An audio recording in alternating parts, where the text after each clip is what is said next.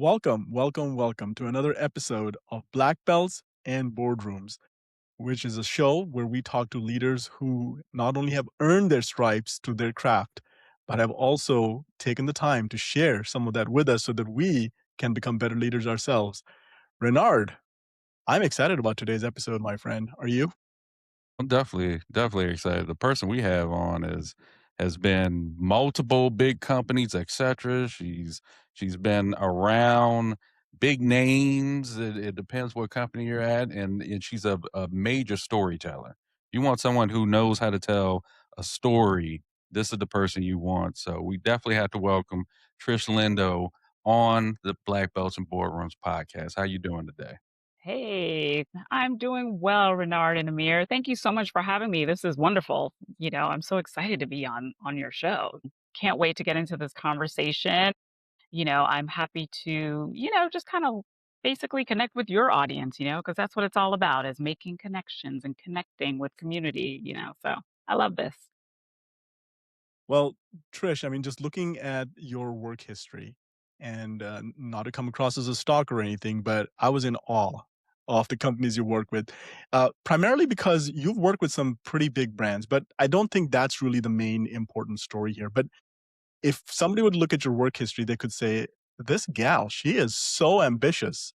And I think that's even the name of the company that you have, isn't it? Yes, too ambitious. So yeah, you know, So definitely tell us, aligns with what does with that who mean I to you? am.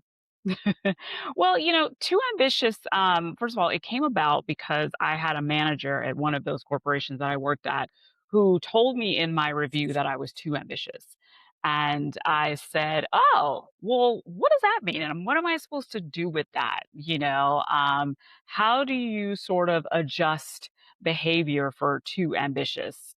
So when I started my company, I thought it was a very clever name and I realized also too that you know if you're a woman who knows what you want and is very sort of passionate about the work that you're doing and you have this experience, that's the label that you're going to get most of the times, that you're too ambitious, or there are other labels as well. So but I think too ambitious is and it does encapsulate my life and my career. I've had to be ambitious to get where I am. Even to start out in my career, I had to have that ambition, that drive. I think that when you are a woman, especially a Black woman, society will try and tell you that you're not enough and you can't be great. And even when you are striving to get to that next level, there is 9 times out of 10 someone's gonna be there to tell you like, "Hey, you can't do that," or "That's not allowed." So, I've always sort of pushed through that and own my ambition.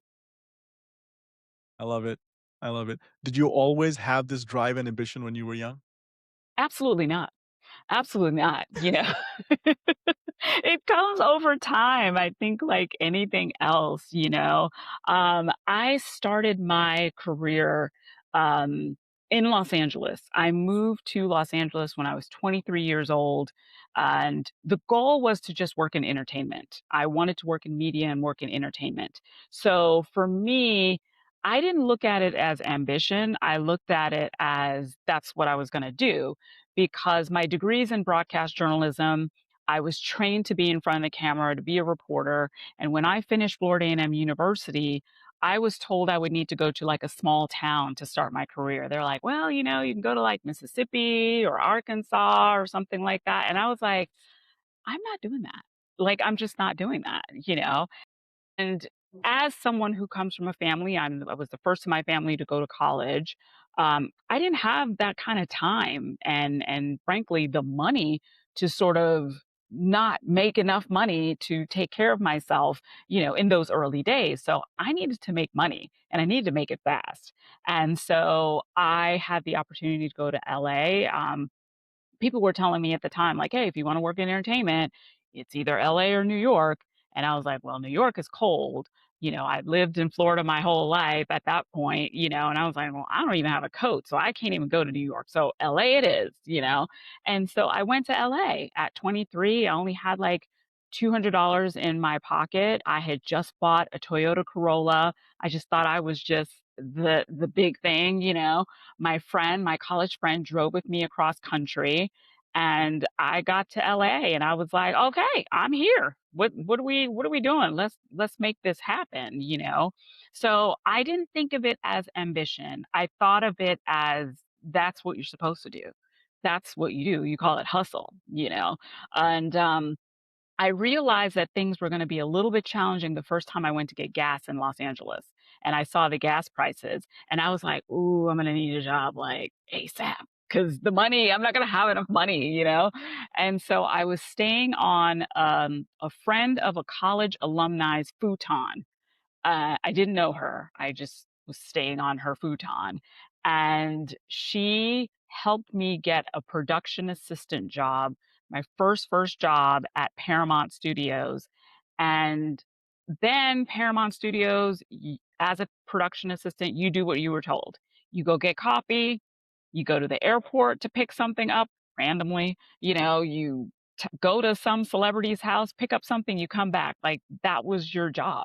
You write, you know, go print scripts. Okay. You know, that was it. So, you know, the hustle in me was embedded, but once you're in Los Angeles, and I think people who live in Los Angeles or New York even, and you're in the entertainment industry, you know, having hustle and having ambition, those are the two things that you really need to have in order to be successful. If you don't have one or the other, you're not going to go anywhere in those cities because it is very fast paced. It is very expensive, as we all know, to live in those places. So you can't rest on your laurels. You just have to grind and get to that next level so that you can actually like pay your bill and buy gas.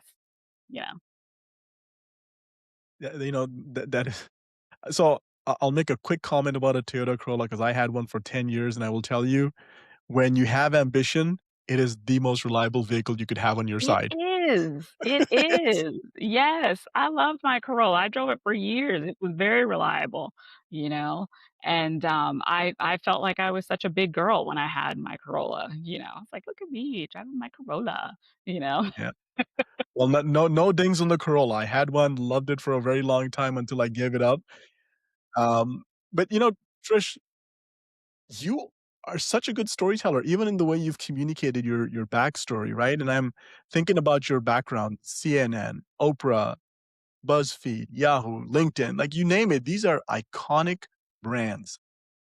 You know, what people recognize this immediately when you say, I work at Oprah or BuzzFeed or LinkedIn.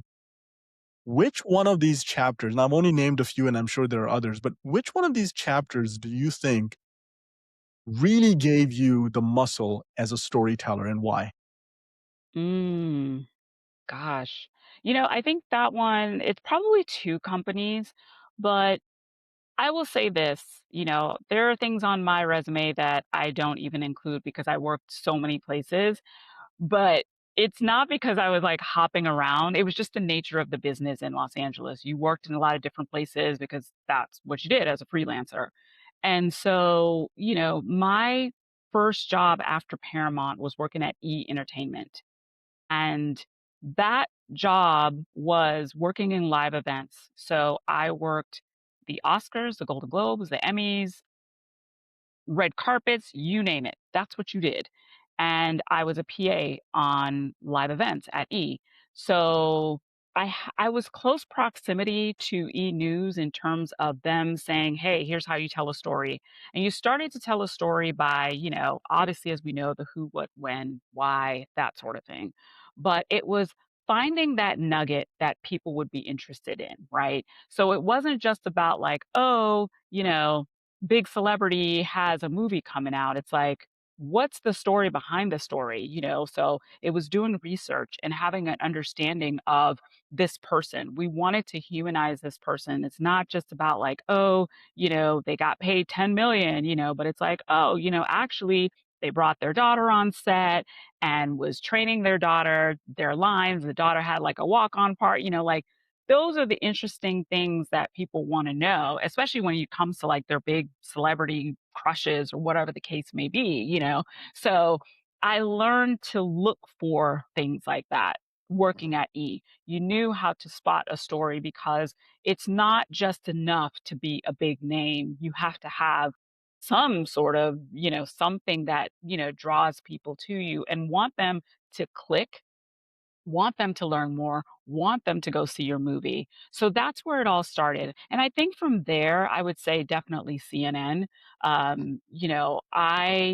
I had the opportunity to work at the CNN Los Angeles bureau. So and again, it was in the entertainment unit, but it still was news, and so I went to junkets, I went to movie premieres, interviewing celebrities, but you had to come back. So I would go, typically premieres in Los Angeles were like around between 5 and 6 p.m. in the evening. You would go, do that whole thing, takes about an hour and a half. You get back to the bureau by like 7:30-ish, and you had to stay there and write your story. You had to, send out all the video, you had to write the story, and so it wasn't just CNN entertainment in Los Angeles. It's CNN, it's global. So it was like, you got to send this out now because when London wakes up, they want to have this premiere footage. So what are you going to write? Like, what's the big story? So it was always about getting the story. I was trained not to ask the basic questions of celebrities, like, if there was like a big role that they were doing, it's like, why'd you decide to take this role? It's like, they don't want to hear that. Like they want you to get like the interesting facts and the story, like what's the story, So I learned those things very early on because if you didn't, you basically didn't work because people are like, "Oh, well, you're not a good producer. You don't know how to tell a story." Or people would just sort of, you just wouldn't be able to work more, Like a lot of the work that I've gotten is based on my reputation for doing good work and asking the hard questions and getting the story. So if I couldn't do that, I knew I wouldn't be able to work. So that's how that math came out for me, So I got really good at storytelling at those two places. And I think that, you know, a lot of people don't realize that everything we do is a story in how we tell ourselves, whether it's where you come from, who you are, what you do at your current work, your personal life, you're telling a story and you have to be able to communicate that in a way that gets people interested and gets people to want to know more about you. So having that muscle at a very young age, I'm super grateful for that. Super grateful because I didn't even realize, I didn't realize till maybe in the last, I don't know, 5, 7 years or so, how important that is because I took it for granted because I thought everybody knew that. I was like, "Doesn't everybody do that?" But then I realized like, "Oh," like it's no big deal to me, but that's because I had that training at such a young age and it was kind of like a no-brainer. So when everybody's talking now like about, "Oh, personal branding and you need to do this." I'm like, "But isn't that what we've been doing? I don't understand. Is that not what people are doing?" So yeah, so long story short, that's how my story telling skills were cultivated. That is a sign of a master craftsman. I agree with that. I agree. I'm kind of curious. First of all, let me say this: you going to Florida A&M? I am also an HBCU graduate as well. Yes, So two yes, HBCU yes. alums right here. I Shout love out, that. I yeah. went to Dillard University in New Orleans, so love that. Hey, Yeah. So loved it. I'm really curious. We talking about storytelling, etc. And a little bit off the air, we talked about leaders, especially your high executives, etc. This is something that they don't do. They're focused on their corporate job, they're doing well, they're strategic, etc. But they don't use the other avenues that are really needed now. And it's LinkedIn, it's your branding as we talk about, it's videos, etc. I would love from your master of storytelling, just how can someone who's just starting off in their career, mid-career, and the person who's already an executive start honing these skills in order to be more impactful and more people to be able to see them. Yeah, listen, I think that we all have a story. We all have a story to tell, and I think that's the first step is believing that you have a story to tell. A lot of people don't believe they have a story to tell because they think, "Oh, well, I don't have like this big life and my name is not in lights and I don't make gazillion dollars. So what do I have to contribute?" But we all have value, you know? And so I think that it's a mindset shift is in realizing that you have value and that the things that you have learned, the things that you have sort of leveraged to get to where you are skills that other people can learn from, so that is the first step. And I would say that's across, it spans generations. I'll start off by saying, listen, Gen X has born into this. They are born into telling stories. They've got, they came of age with social media and Instagram and TikTok and Facebook, so they are hardwired to tell a story. Now, they might not know what type of stories, or they might be saying, hey, I'm showing off my outfit, or I'm talking to my friends and we're hanging out, we're going to the, hanging out at Coachella or whatever the case may be, but they know a story innately. However, when you translate that to corporate, let's say you're getting your first job in corporate, a big part of telling your story is really about how you tell it. So you can still tell the story the same way in terms of video content. We know Gen X is really good with their phones and they know what they're doing. So they already know that part. We don't have to teach them the tech, you know, but it's really about how you tell that story. It's like, oh, I got my first entry level job at this company and this is what it took for me to get this opportunity. Here's what I studied, and it's really sort of giving that value to the next person that's coming behind you. And it's also an opportunity to build community. So the other thing that I would say for the Gen X generation is really to get from behind the screen. That's the biggest part. A lot of those relationships that we build are out in person from behind the screens. You've got to get out there, go to these different networking events, talk to people, build that community in person. And then if it does get to, in front of the screen, then it's a win. But you have to build those relationships. And I know that generation, they have suffered a little bit, obviously, as we know, with COVID. So they've lost a little bit of that. So I always encourage them to get out and go to the things that they probably like, not really sure, but those are the places that, decision makers are at.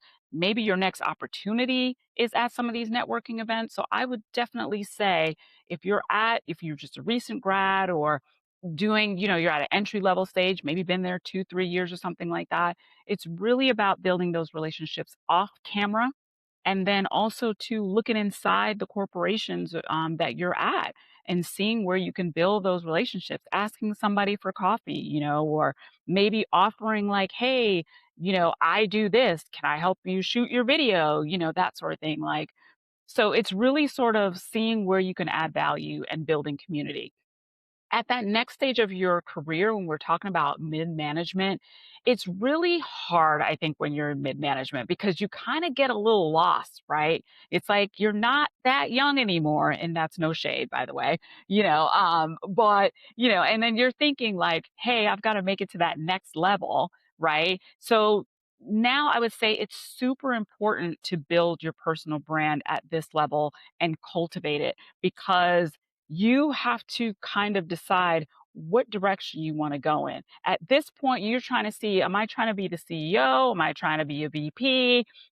Maybe you're thinking you'll go off and do your own thing as an entrepreneur. So you kind of have to kind of start thinking about like, what is it that you want to do? You might be in your career now, maybe 5, 8 years, and you're like, okay, what's next? You know, and building a brand across social media is super important. Talk about the things that you're passionate about. Talk about the things that, lights you up, the skills that you can share that gets your community excited.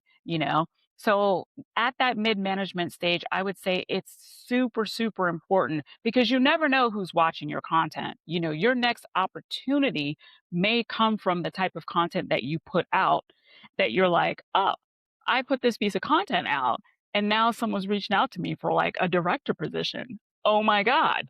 Yeah, that's how it works. And not to take anything away from your skills or your background, but we all know the importance of visibility. Visibility matters. And we can talk about that till the cows come home, but it matters. Visibility matters. And I think for the executives out there, listen, I'm just this is shade.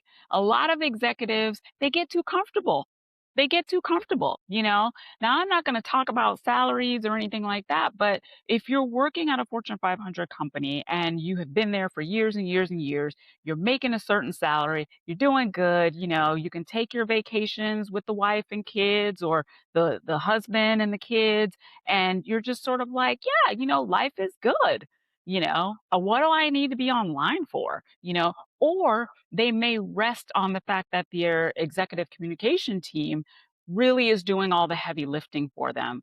But let me tell you something, in this day and age where anything can change at any moment and AI is a real thing, it is behooves all of us to be working on our brands and to put out content that aligns with who we are, what we want to do, how we think about things.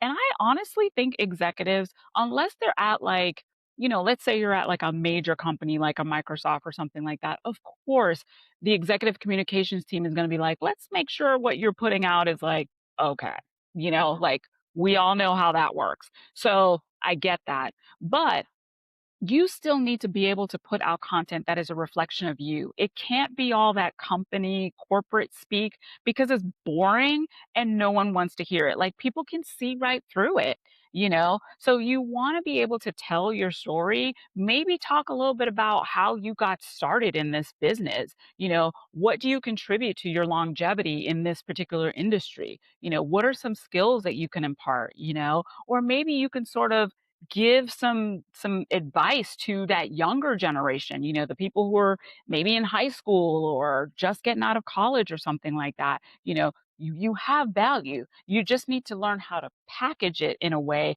that it doesn't seem like you're just this person sitting up on high and you're like, yeah, my life is great. I don't really need to do anything because all is well, you know? So that's what I would say. Man, you hit on some points that I say all the time, and me and Amir have talked about a lot of the key points that you said. Like when before we started and we decided that we were going to do a podcast, my thing was like, who wants to listen to me talk? I didn't think I had that same value that you see all these big executives, etc. But that changed. Same thing with putting content out on LinkedIn. I was like, who wants to read my stuff? I'm like, I'm just Renard. Who's that? So, but you find out, like you say, you have a voice, you have a story. People are interested in that. People don't want to just hear the corporate talk. They want to hear about you. They want to know about you and what you're passionate about, or what do you do outside of work, instead of people thinking that all you do is work 24/7. You go to sleep, you wake up, you go to work, and that's it. People want to know, okay, you do other things. Okay. That's what I gravitate. So you spoke so much to the stuff of my heart that I do now, that at first I was one of those same people wondering, "Man, who wants to listen to me?"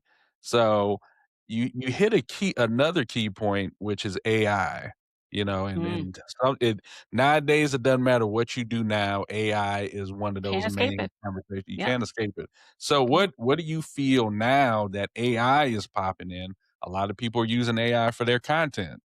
How do you still get the real person out of AI with AI now? And AI is a helper, but how do you still feel that's the real person coming out in all their content that they're putting out? Yeah, you know, that one's a tricky one. So, first of all, I will say, listen, I love AI because I use it as a helper. I don't use it to create my content. I use it for like strategy and helping me figure out things and research, obviously. But I will say, we have gotten to a point in our society where deep fakes are a real thing. You can't tell if a video is exactly that person, you know, or some of us can tell if someone has written a piece of content, whether it's on LinkedIn or Substack or Threads or something like that. We can tell, you know, but I would say if you're doing that as a content creator, you're not really a content creator. You're just someone who's just like rehashing, you know, information in a story. I personally think it's easier for you to just pretend you're writing in a journal about like how you got your start or whatever information you want to put out and just copy and paste that. it's just more authentic. People don't mind that it's not perfect. People don't mind like, oh, a word's misspelled, whatever. I'm not saying don't like spell check. But we're humans, right? We make mistakes and people want to see that. People want to know that you're not perfect. None of us are. People want to know, like, hey, something didn't work and here's what I did. I thought it was going to work, but it didn't work, you know? So I think that it's easy to sort of lean into AI because it's there, you know? But this is one thing that I know is that you can't contract out who you are. You just can't do that. You're basically handing over your essence and your life force to artificial intelligence. That doesn't even make any sense, right? You know, use AI for sure as a tool, but when it comes to telling your story, don't outsource your story, because then you're not human. And people want to connect with human beings. That's what separates us from AI is our humanity. And if we all start sort of contracting out our humanity, my God, where are we going to be in 5 years? You know? We're just going to all just be these vacuous people, walking around like have nothing to say, no distinction, you know? And God, that's boring, I think. I have to say this one thing. You hit on something. I know you heard this, Amir. Don't outsource your humanity. Oof. Yeah. If that's not a mic drop bar of any man, I heard that. I was like, oh my God, don't outsource your humanity. Amir, tell me what you think. Yeah. No, I mean, I love the quote there. First of all, you know, I agree with everything you said about AI. I think the messiness of how we think is what stops us from creating content in the first place. So, in many ways, AI is a liberator. AI says, you don't have to look so messy. Give me your key points and I'll go polish it up for you. So, it becomes your editorial board cleaning up your content for you, which I'm not saying it's not valuable. I think there's definitely value in having that level of skill at your disposal and everybody's disposal. But to your point, that idea, the genesis of what is the point you're trying to communicate needs to come from the heart. And I think that's what you're trying to point to is that humanity. Your agency is yours, not to be given away to a machine that, as a technologist, I can tell you is not sentient.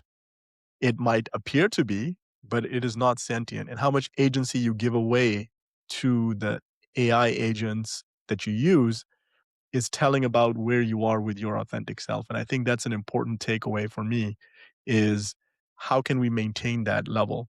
Now I can see 10 years, 15 years, 20 years in the future, we won't even think twice. And this type of conversation will be more for the history books. Like back in Yeah. the day, we used to that kind of level.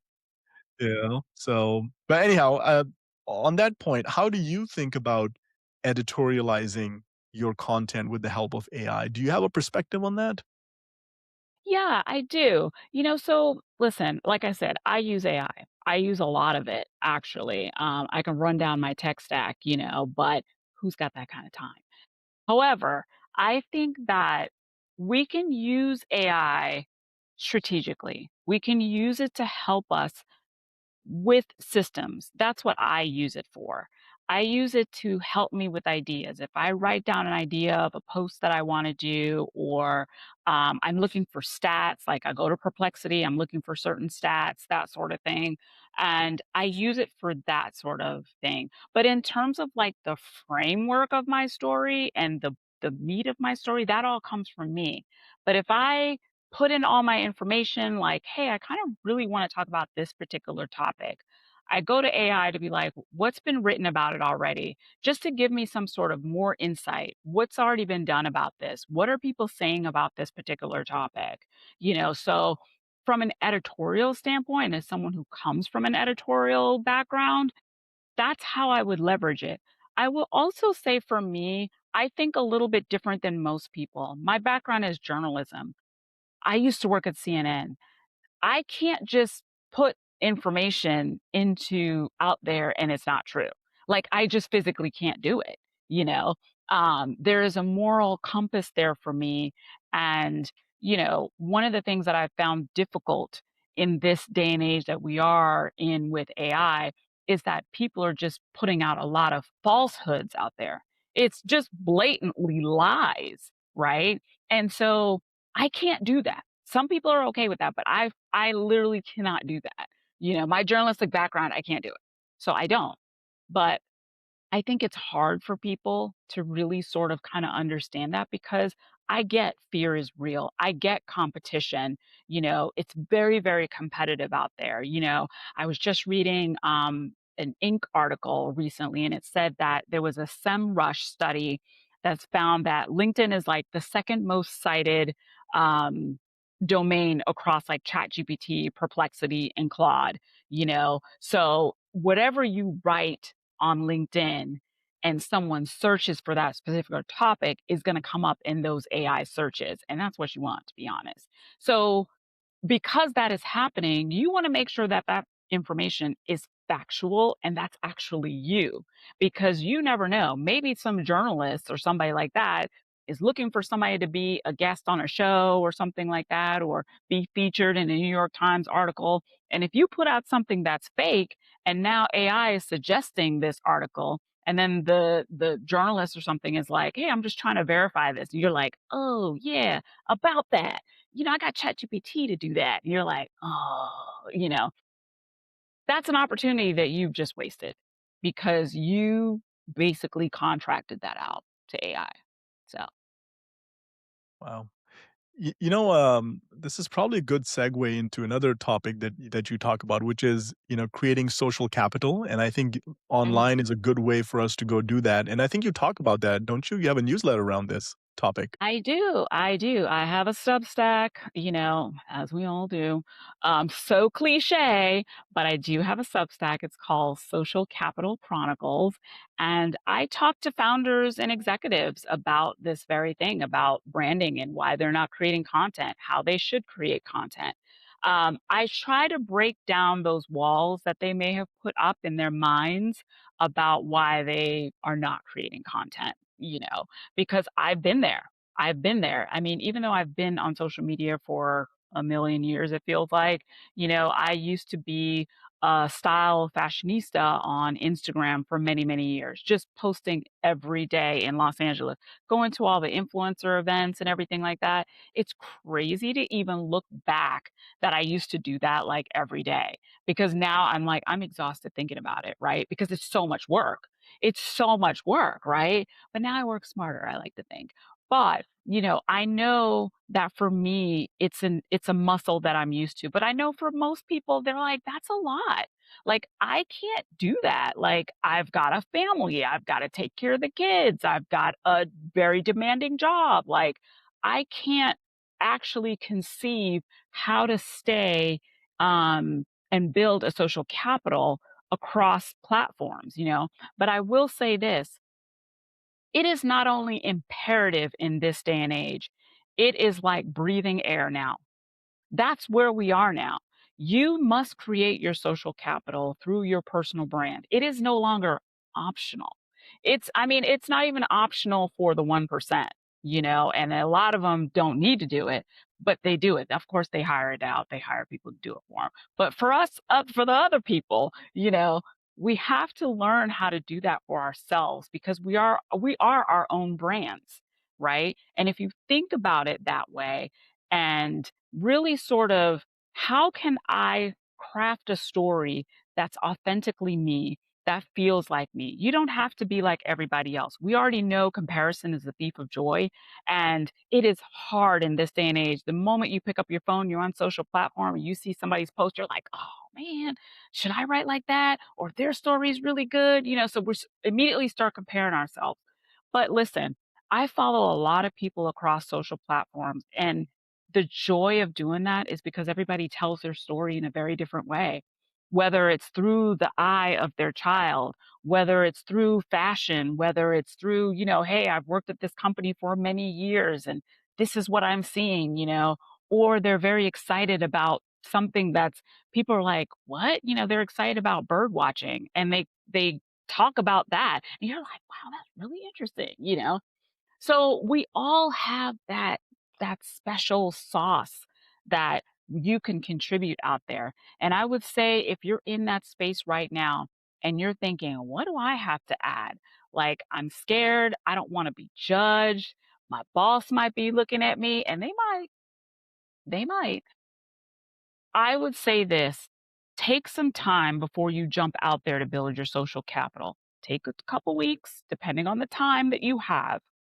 Write down how you want to show up. First of all, pick a platform. I will say LinkedIn is a no brainer. Everybody should be on LinkedIn. You can't just, you need to be on LinkedIn. The other one is up to you, depending on, what you're used to. Some people are like, hey, I prefer Facebook. Threads is like another one that's coming up now. I love Threads, by the way. Um, TikTok, Instagram, however you want to tell your story, it's out there for you. Or some people are like, you know what, I prefer writing. Okay, we'll start a newsletter. Start a newsletter. And there's tons of them. There's Substack, there's Beehive, there's Kit. There's so many options out there if you want to start your own newsletter. So think about that. The other thing that you need to do is really get an understanding of what you're passionate about, your expertise, your values and perspectives, how you want to show up, the things you want to talk about. And let me give you an example of this. For instance, I almost never talk about my family on social media. That's just me. And again, I think that comes from my journalistic background. I'm not going to be talking about my family. You know, Everybody has that line. And then there's some people who have kids who they're like, you'll never see me post about my child. I'm never doing it. Right. But then there's some people who are totally comfortable with that.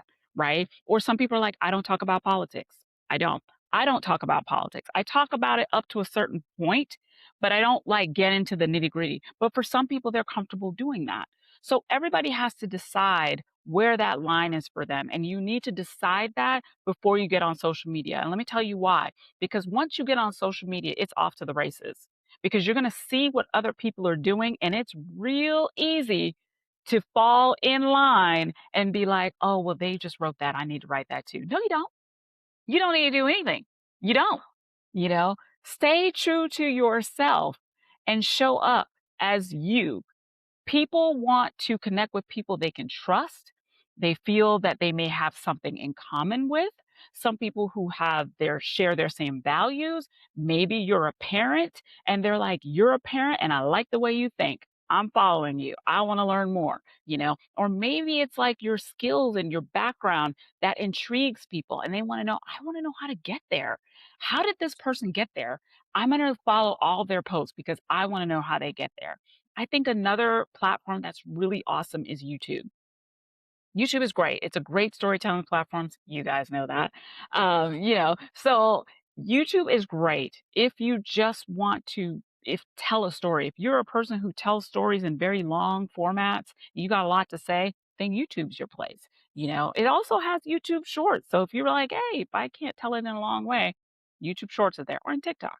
So, that's how I would sort of suggest to people if they want to start thinking about how they're going to brand themselves, especially in the age of AI. Would your advice be different for corporate people versus entrepreneurs? Absolutely. Absolutely. Listen, entrepreneurs, you're running your own show, right? Mm. You are the boss. For executives, it's a little bit different. Now, as somebody who's worked at Fortune 500 companies, here's one of the things that I tell people who are just getting started and they're an executive or they work in corporate. You need to know what your company's stance is on you sharing content on social media. You need to know that. 9 times out of 10, if you started that job, they had something in the fine print. Look at that. And you probably signed something, but you probably didn't read it because you're like, I don't care. When do I start? When do you pay me? That sort of thing. So look at that first. And if you're not sure, you can always talk to somebody in HR and ask them, like, hey, I'm going to start posting. Are you fine with that? I know that because when I was working at LinkedIn, I couldn't just post. I had certain guidelines where it was like, you talk about this. Or someone would say, hey, saw your post. Do you think you could have? And you're like, okay, yeah, sure. So Start there first. And then after, some companies don't care. Some people may be like, yeah, we love that because that means you're promoting us and you're promoting the company. Great. But you don't have to do it like anybody else. Once you get that part out of the way, just kind of understanding where the company lies, you can show up how you feel most comfortable, you know? I've seen people doing it a few different ways. I've seen people who have aligned themselves with the company. So everything they post, hey, I'm at Cannes with my company and here's what I'm learning. Right. And then there's other people who they may work at a Fortune 500 company or any company, and you would never know it because they talk about something completely different. And you're like, I like it. I don't care where they work. But that line is different for everyone. So it's really sort of deciding when you're working, a 9 to 5 is how you want to show up. I will say if you are working 9 to 5, it is 1000% necessary for you to build a brand because in this day and age with layoffs literally every week, you never know. You never know. So you need to have your own brand intact. So if you do get laid off, maybe you can spin off and do your own thing, or maybe that helps you to land your next opportunity. So it is very imperative in corporate. I think the advice that comes to mind is that the best time to build your network and activate it is when you're employed, not after. Absolutely. Yeah. And Absolutely. Yeah. I tell people all the time, like, I just had a friend who asked me about, like building her brand because she's working. And so I said, you're at this company right now, and who knows how long that'll be. Leverage it. Leverage it as much as you can. Do all the things. Go to all the events that they're like, hey, do you want to go do this? No one else wants to go. You say yes. You go and you shoot some content, you talk about it, you know? That's what is gonna basically help most of us move the needle, especially in corporate, because it is so competitive right now. So competitive. Yeah, I've said the same thing. Like, there's all these jobs, but no one's getting them. So you have to get your branding together in order to stand out. And we're in an age where people need to get to know you before they meet you. So that's why they go to all your content, your branding, they go to your LinkedIn, etc., so they can get to know you before they even meet you these days. So it's not that, oh, we meet and then we start getting to know each other. People come to you and say, oh man, I've been watching your content, or I've seen what you posted for X amount of times. And that's how people get to know you and are interested in actually meeting you in person, etc. So on that piece. The thing I have to ask, you're so great at this storytelling and branding. Please tell me there's a book somewhere. Somewhere there's a book in here somewhere that's coming that people should have. See? Please tell me. Renard, I have a good friend who says that all the time. She's like, you need to be writing a book, right? And so I don't have a book on the horizon, but you know what? The fact that you've said it, I'm gonna have to go ahead and okay, universe, I get it. Yeah. Fine. I guess I need to start working on a book, Yes. because you are not the first person who's like, "You got a book?" I'm like, Yeah. You yeah, need to put you gotta put a book out for this. This is too much of a master class not to have a yeah. book about it as well. So Well, thank if you. if Thank someone you. else said I'm saying it, I'm sure Amir would say the same thing. There's gotta be a book for Yes. the knowledge that you're putting out. And one thing I had have to say during this conversation and during previous conversations we've had with other people, we always look at the person we have on and decide if they deserve a black belt or not. And that's basically being a black belt in your industry. And you have given a master class that has proven that you are a black belt in your industry. So we would love to give you a black belt on the air and say that you are definitely a black belt in your industry. Yay! What you Thank have done through you. your career, starting off where you are and have worked so hard, and your ambition, too ambitious, Mhm. has just pushed. And for me, this is a masterclass. I could really just sit back and just hear this and just say, okay, I need to do a little bit more work than what I'm doing now on LinkedIn and all these other content. So definitely, you definitely deserve a black. Thank you so much. Thank you both.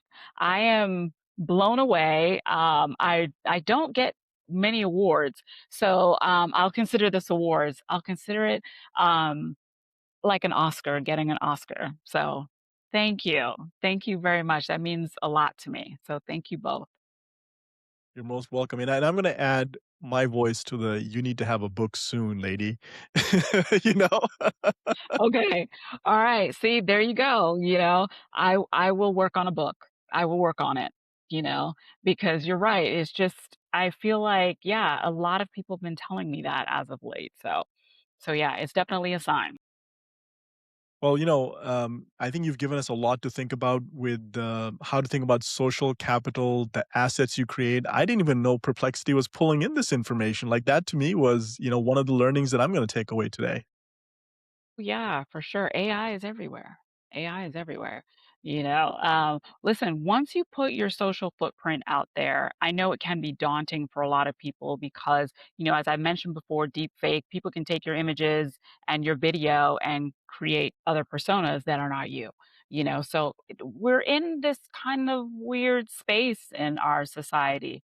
It's necessary to be out there, but also to know that everything that you put out there is searchable and it's on all these platforms. And of course, it's on Google. Typically, LinkedIn is like the first thing that comes up if someone just Googles you. But now you have all these other platforms, ChatGPT and Google and Perplexity and all, AI mode as well. That's what comes up. So you have to be very intentional with the content that you put out there because, as we know, first of all, the internet's forever. You know, it's not like in the movies where you're like, "I'm gonna get that scrubbed." Doesn't happen. It's always out there, you know? So you have to be very intentional with the content that you're putting out there. So if it's not LinkedIn, it's gotta be some sort of newsletter or some sort of video content that you're putting out on one of these platforms because it all matters. All of it is tied together and it's tied to you. And you want to be seen as the expert in that field. You want to be seen as the person that people want to connect with and are able to build community with in this particular field because the market is too competitive. You can't leave anything to chance anymore. Off the air, Renard and I talk about why it's more important in the age of AI to actually have a personal brand. In fact, he and I Mhm. were talking about newsletters not too long ago. Yeah. Yeah. It's Yeah. awesome. It's awesome. I do love a good newsletter because it does give you more time to kind of go a deep dive and really kind of share your thoughts a little bit more. And what I've seen is that it is searchable, so people can sort of like say, oh, I came across this newsletter, it gave me a really great idea. And if you are trying to go a little bit further with your brand, I know for a fact that a lot of journalists and reporters, they love reading people's newsletters because it gives them ideas for stories. So, tied back to, again, corporate versus entrepreneur, I think I see the value easily with an entrepreneur. But if I'm a corporate employee, what Mhm. value can I give and how should I think about newsletters? Yeah. So the newsletters is really just deciding what it is that you want to talk about. For most people who are in corporate, let's say you're a project manager or a product manager, you want to talk a little bit about the work that you're doing, right? And what makes it different than everybody else. How do you sort of differentiate yourself in the world of product managers? If you're in tech, you kind of know what that is. So I would say that would be the best thing you can do in terms of differentiating yourself. But I've also see a lot of people in corporate who talk about things that are completely different than what they do in their 9 to 5 because they're thinking like I'm trying to build, maybe it's a side hustle for some people. We know side hustles are a real thing. So some people are building on the side because again, there are no guarantees in our corporate structure anymore. And so people are building these, avenues for themselves just in case because we just never know. So I think that the best thing you can do, I would recommend if you're somebody in corporate and you're trying to figure out like, hey, I want to create a newsletter, again, it's really about thinking about where is the impact that you want to have. Is it aligned with the type of work that you're doing currently? Or maybe you're trying to make a pivot and you want to talk about something else, you know? So you really have to decide that for yourself. And no two stories are the same. They're all different. You know, you can't, all three of us here sitting here right now can't run the same playbook. You know, we can all journal our thoughts, but they're all going to be very, very different in how we execute that. You know, we may do video, we may do newsletter, we may do podcasts, that sort of thing. It shows up very differently. So it's really having that understanding for yourself of how you want to show up and exactly what you want to be known for. That is great advice. Yeah. So I know we're coming up at the top of the hour here. So before we close, we like to ask some speedy questions or fast lightning round Okay. type questions. You ready? Okay. Yes. All right. So if Too Ambitious wasn't your first brand idea, what would it be? Too ambitious. You know, my other brand idea, it was gonna be something with fashion and style because I love fashion and style. So, I have a brand, well, my Instagram is Trish Lindo Style, and some people even call me by that name because they think it's funny. So I would definitely have been a fashion brand of some sorts, and I still may do it, you know, because I love fashion and love talking about it and clothes and like what it means and how to style yourself, that sort of thing. So I definitely probably would have been that. What is your favorite LinkedIn post you've ever written? Favorite I've ever written. Okay, you guys are gonna laugh, right? Okay, so I love Bridgerton, and season 2 of Bridgerton, I wrote a post about it on LinkedIn. I was like, "I don't know who's watching this, but let me tell you why I like it and what's going on." And I thought it was just a cute post because listen, LinkedIn can be very stuffy and feel very stuffy as someone who's worked there. I'm just like, "What a snooze fest." So, I wanted to have a little bit more fun with it, and so I did a Bridgerton post, and you know what? That posted really, really well because everybody was like, "I watched Bridgerton. Did you see that part?" and everything. I was like, "See, we're all human. It's not just about talking about 9 to 5 stuff all the time and the goals and the values and, you know, the ROIs and the KPIs, you know. I got human, and I talked about, like, "Guys, I've literally watched Bridgerton 5 times already, and the weekend is still not over," you know, and people are like, "Oh my god, me too," you know? So, I love that post because of what it signified. It signified me sort of getting out of my head and just being a human being, like, "Here's what I'm watching, I'm excited about it, are you?" And people are like, "Oh my god, me too," you know? So, yeah. All right. So if there was one story you could put on Oprah's original blog, what would it be? Would the story be about me or, like, anybody else? Anything. Well, what story would it be? Anything? Mm. You know, as someone who's worked for Oprah, I would say she loves stories of overcoming.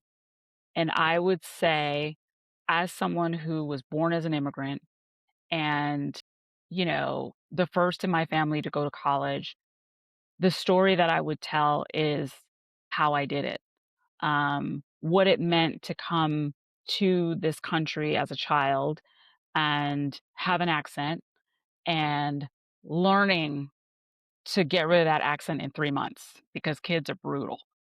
They're brutal, right? So I learned how to adapt at a very, very early age. I always tell people, "You throw me anywhere, I'm gonna be just fine." Because when you're an immigrant, it's sink or swim. You learn real, real fast what to do, when to do it, and how to do it fast. And so I would write about that is overcoming and basically how to be adaptable, you know?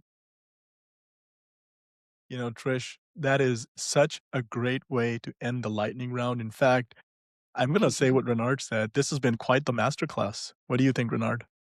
Oh, I'll say it again, masterclass, masterclass. That's why sharing the black belt, masterclass. Hey. Well, Well, thank you Trish, both. Trish, this has been an absolute joy to listen to you, hear your story. I think there's a lot more value that the listeners of this podcast can get from you.